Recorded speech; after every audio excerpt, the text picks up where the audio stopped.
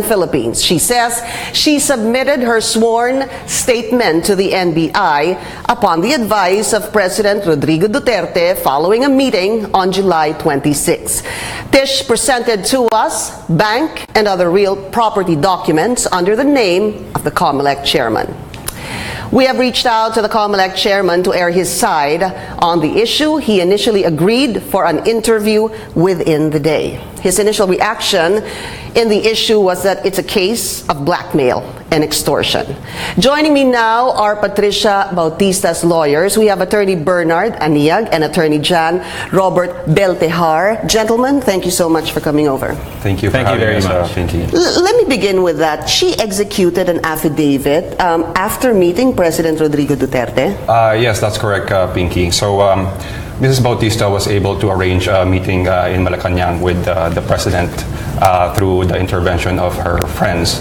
And when Mrs. Bautista met the President, she essentially stated what was contained in her affidavit. And then the President called NBI Director Giran, and upon the President's instructions, Mrs. Bautista was endorsed to the NBI and was asked to execute affidavit.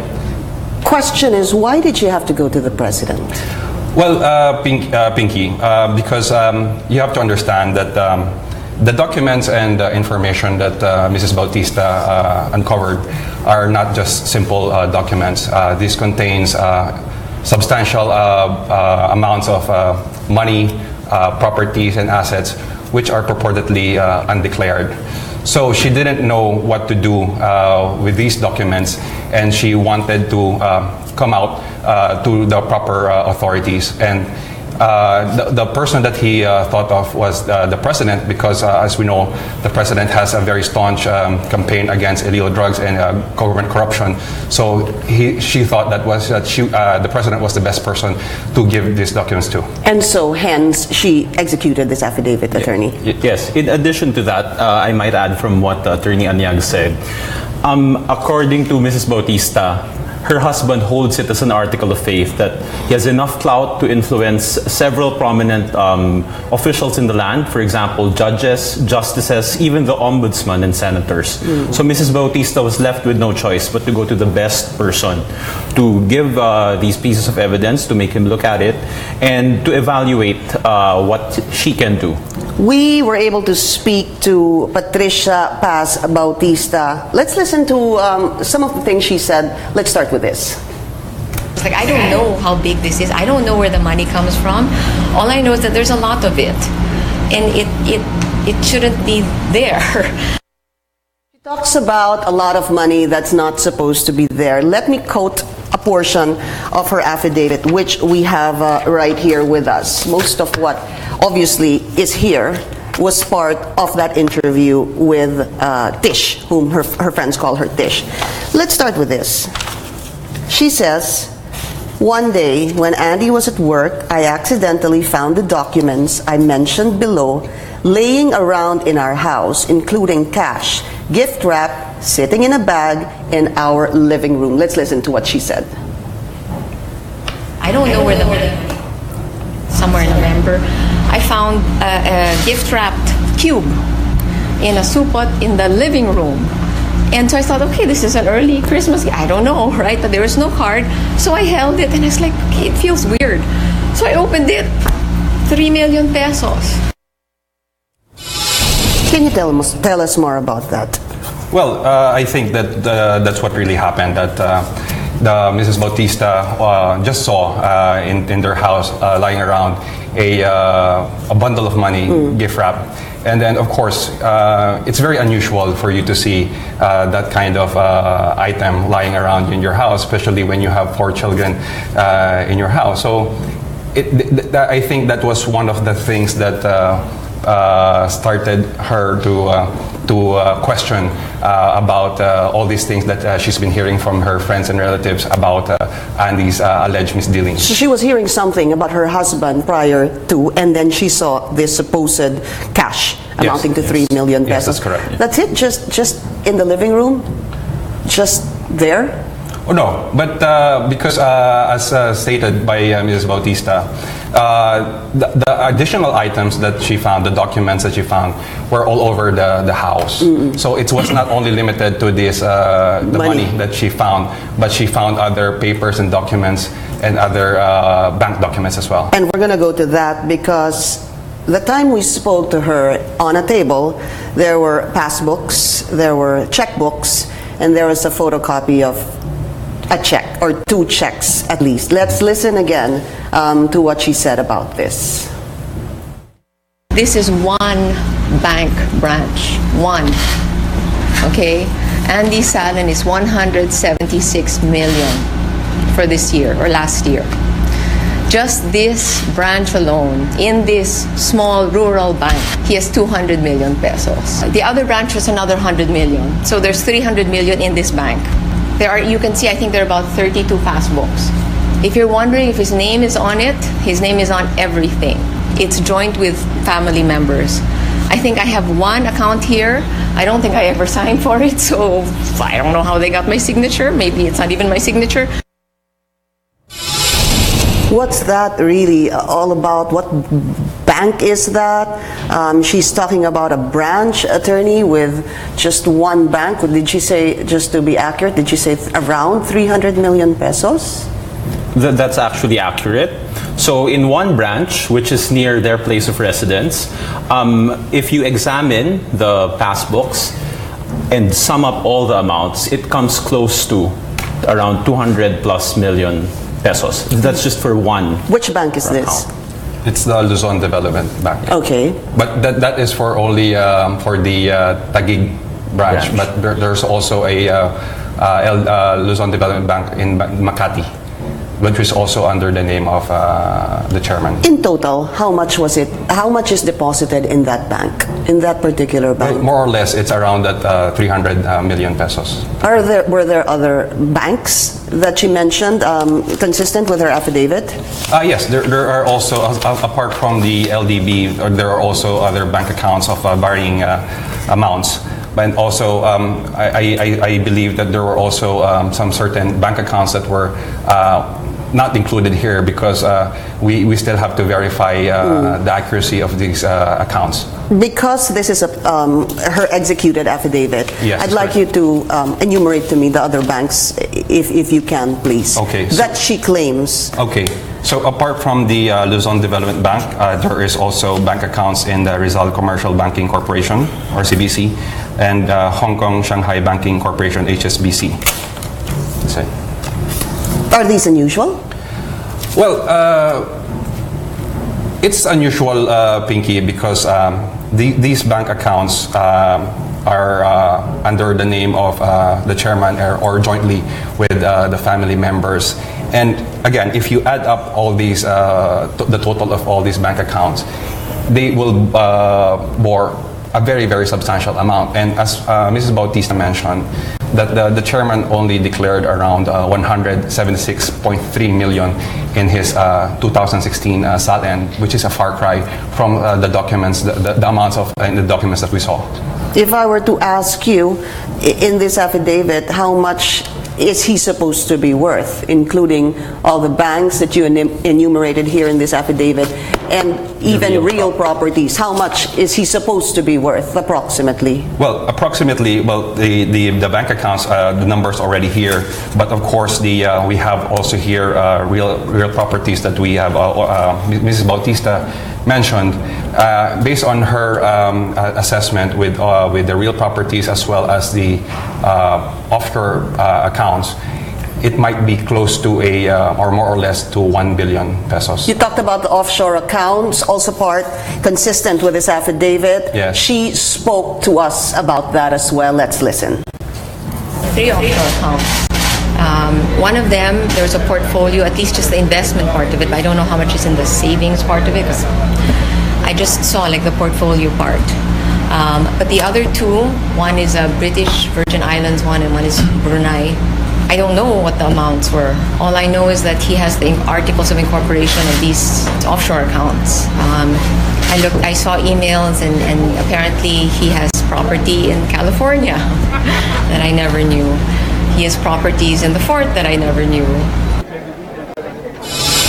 If we were to include that, attorneys, she talked about offshore accounts, she talked about properties allegedly that she did not know. That's when you're telling me that he amounts to about, his net worth is about 1 billion. Yes, that's correct. Right. The question here is, you showed us passbooks, you showed us checks. Are these passbooks still active? When were the transactions made? Are they still active? And how much is it now? We'll wait for that answer. We'll be taking a short break. This is The Source on CNN Philippines. Stay tuned.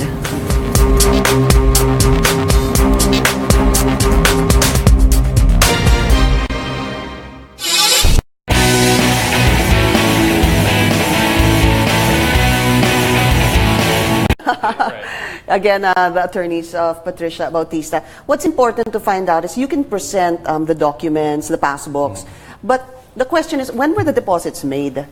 Are they still active? Are the accounts still active? So that's something you need to answer. We'll answer it. We'll have you answer it, Attorney Robert, Attorney Cham, when we go back on air. Para lang everybody can hear it. Those watching us on Facebook, and of course the ones watching us on television. That needs to. You know, I hope you can explain that clearly enough to us, because it's an allegation na, okay, isang billion siya, pero kailan pa? Since when? Okay, very relevant actually. Yeah, so do you want to answer that, Attorney Robert? Sige, Attorney Robert, Some are babalikan ko closed, yun. right? But most are still open. Yes. And then Well, open based 2014, on the 2016. time that Mrs. Bautista saw them, they were but of course we don't know at this time if the funds were already closed now or moved. You can also insert the salary grade actually during that time, 31, which is a maximum of 152,000 a month. Yeah. Even PCGG Impossible. and check here, I think I have the same salary. 96, tapos with the salary standardization around 140, 147. Okay.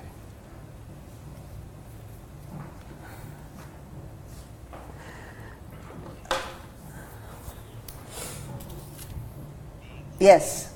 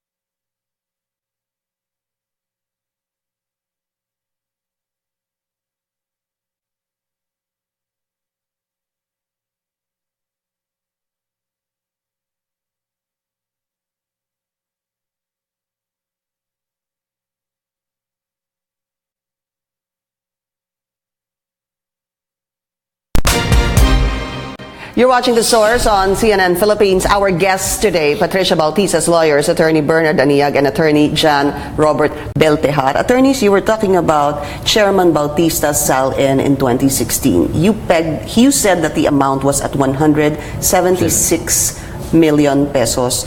Just to be clear, ibig sabihin nun, what you're worth? Pera, pag-aari, lupa, etc. Utang. Ah, pati utang. Pati utang, yes. Okay. I wanted to have you answer my question. When you talked about the passbooks, the checkbooks, you're telling me that he's worth 1 billion pesos. Where are the accounts? Are they still active? Where are they? Have they been closed? Okay. Excellent question, Pinky. Actually, most of these accounts were opened in 2014 to 2016. So this was the period when he was already in government, PCGG chair first, and then subsequently appointed as COMELEC chairman. Last year as PCGG chair. Yes. Okay. Yes. And then significantly also, although some of these accounts are already closed, most of them, when Mrs. Bautista found the documents, were still open. Okay, so let's... I'm sorry, can you clarify? You said that most of these accounts are closed? No, most of them are open. Still? Still. Now? At the time when Mrs. Bautista found the passbooks and the other documents. So assuming for the sake of argument that he will say, I have legitimate businesses, for example, still, he hasn't declared that. The only other business he has declared is XMA. His holdings in which was not clarified in the SALN. Another important thing to note is his salary as a public official.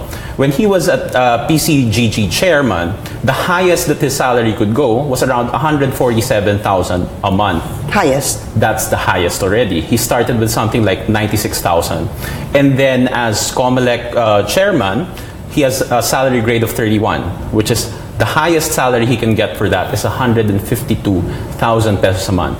There is no way that he could have amassed this much wealth from his work as a public official. I want to put into context what you said because just again, for the benefit of our viewers, COMELEC Chairman Andy Bautista was appointed chair of the PCGG in 2010. Thereafter, in 2015, he was appointed chairman of the COMELEC. Let me ask again that question. Now, would you know if the accounts are still active? And how did Patricia or Tish get them? And sorry for the ignorance, would this be tantamount to stealing it? The closing first. So the only thing we're aware of is that at the time she was able to get her hands on the passbooks, they were still open. When the was accounts this? were still open. What is the last period that you would know that the accounts were still open? Around November of 2016. Okay. So until that time, most of the accounts were still open. As to your other questions, as to... How did she get them? Okay. Where did she find them in the home? And is that tantamount to stealing? That's also a significant question. Based on her affidavit and in our talks with her, she was able to come across these inadvertently. So she wasn't really searching for it. And then as to your last question, if it's tantamount to stealing. Okay, the revised penal code under Article 290 states that the spouse has no criminal liability if she obtains letters or papers to discover secrets and to reveal the same. Therefore, Mrs. Bautista, no criminal liability at all if ever she is charged of having stolen these documents. It also bears noting that the property regime of their marriage is absolute community property, meaning that what's owned by the wife, also owned by the husband. Okay? In simple terms, conjugal. Tama ba yun? It's absolute community. Ayun ba tawag doon? Yes. Absolute. After the enactment of the family code, it means that all properties at the time of the marriage and those acquired thereafter belong to the spouses. Okay? Absolutely. Okay. Yeah. So it cannot be said that Mrs. Bautista stole these documents because if you come to think of it, they own it together. There were also part, again, of the affidavit. She mentioned about commission sheets. Yes. Please explain that to us. What are commission sheets and how does this directly or indirectly involve her husband?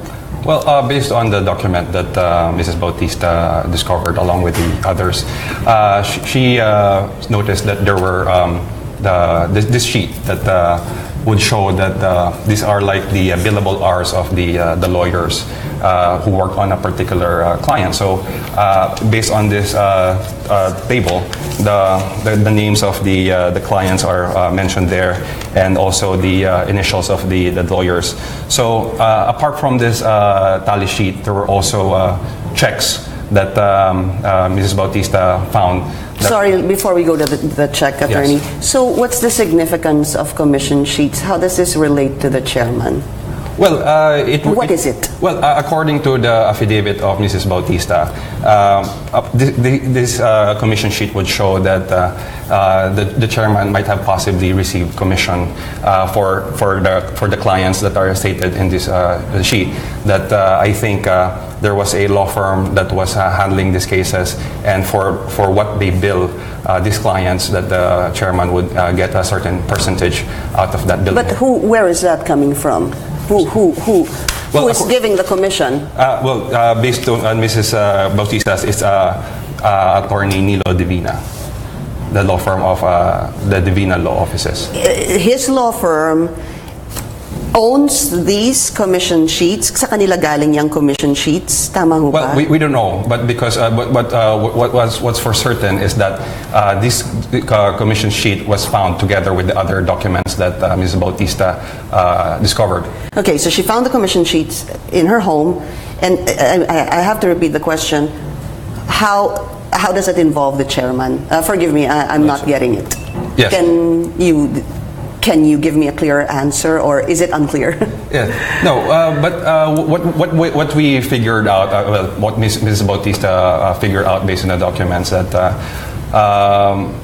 the chairman supposedly would refer clients to this law firm, and then To the Divina Law Firm? yes, Okay. to the Divina Law Firm, and I think for referring those that clients to that law firm, in return he would get a certain percentage of whatever they bill the clients. And would that be a violation of him being in public office? Well, definitely, because the personalities or the clients involved here might have a conflict of interest with the position of the chairman. And also, the Constitution is very clear that members of the Constitutional Commission should not actively or manage or participate in any kind of businesses that will be in conflict with their position. Still a lot to talk about. We'll be taking a short break. This is The Source on CNN Philippines.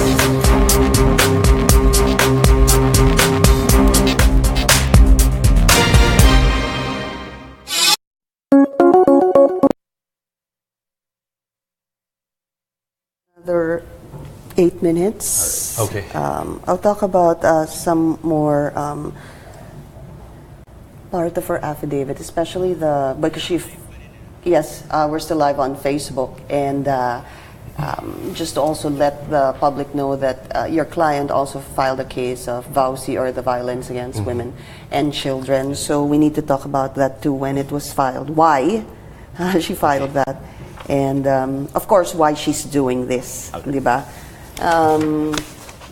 Why she's doing this. Also, well, yeah, I guess that would be up to you guys. When was it filed? What Number particular date was it 6. filed? 6. I'm not sure, pero that was before the meeting with the president. When was the VAUSI filed? Well, kasi it's Attorney Bam who filed it, but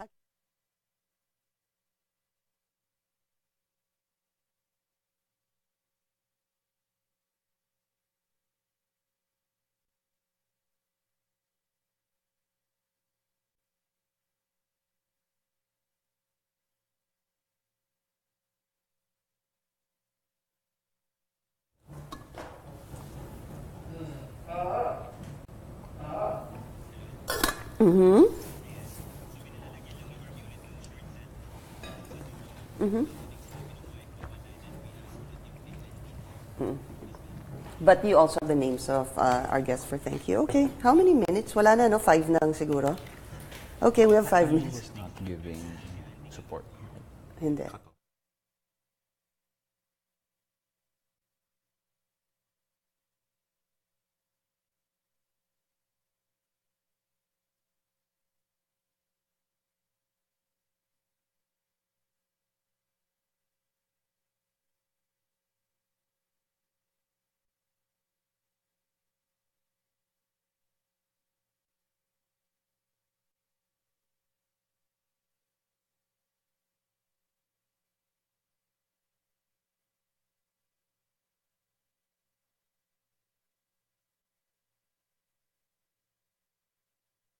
Watching The Source on CNN Philippines. Our guests today, Patricia Bautista's lawyers, Attorney Bernard Aniag and Attorney John Robert Beltahar.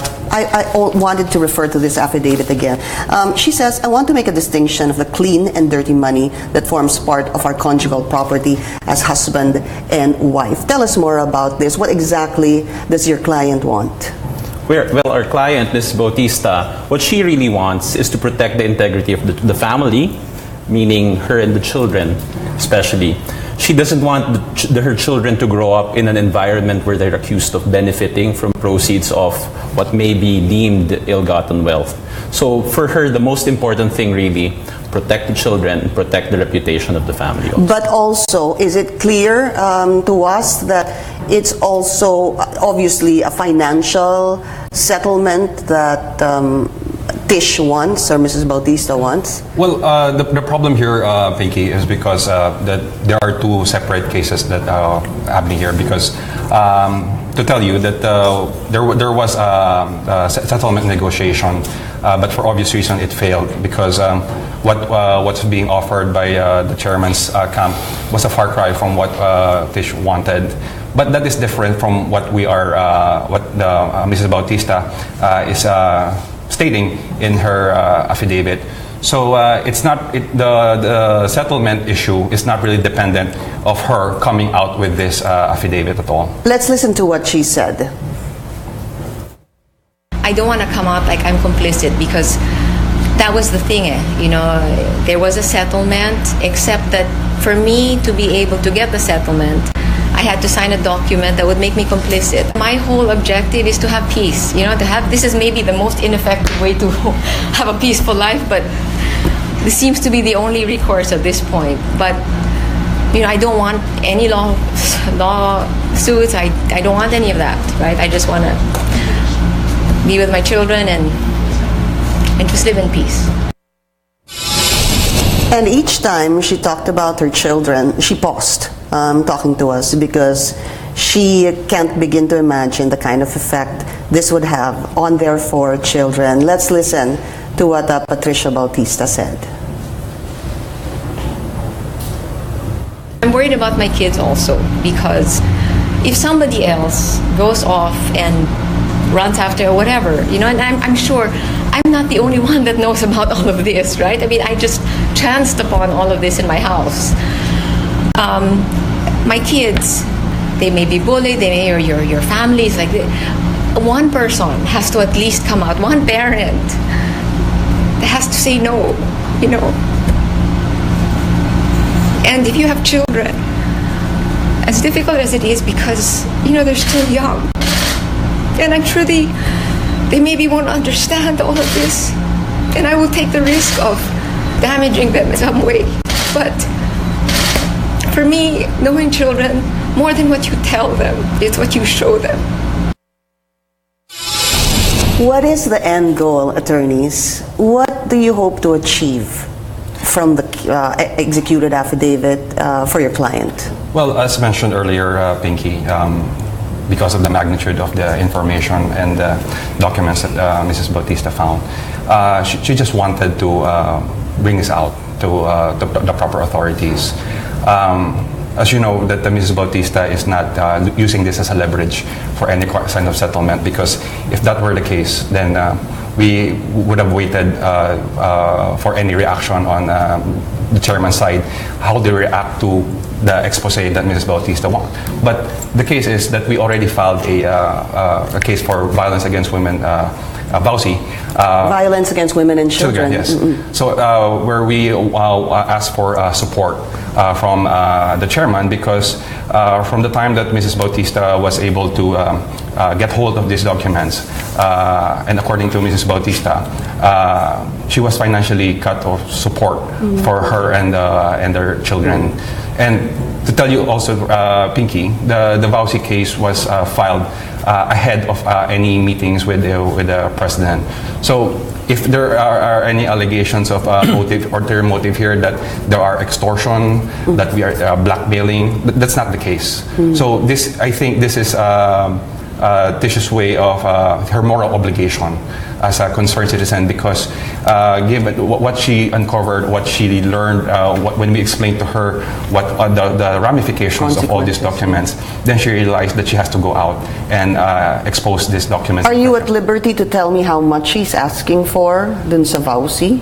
At this time, no, because we don't want to preempt the discretion of that case. So, but of course, it will just be a continuation of the negotiation that we started before. Also good to note, attorneys, that the chairman and his wife are estranged. Yes. That's what she told us. They've been estranged for 4 years. That's correct. Maybe just as a last note, so we put context also into this story that estranged na sila 4 na taon nang nakakaraan. That's correct. But again, it's not about that, or it's not about the settlement for this, no. Mrs. Bautista's coming out. As she said in the meeting, if I wanted a settlement, and I'm doing this just for the settlement, this is the least efficient way of doing it. For her, it's a fight for justice. It's a fight for her children. And ultimately, it's a fight for the country. We should expect better from our leaders. Right.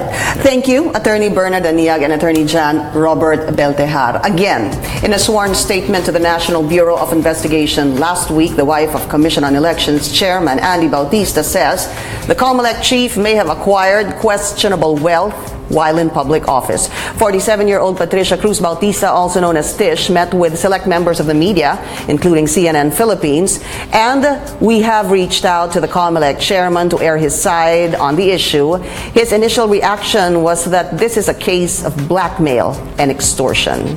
We are hoping also to get an interview with the chairman later on the day. Thank you for joining us here on The Source. I'm Pinky Webb. You're watching CNN Philippines.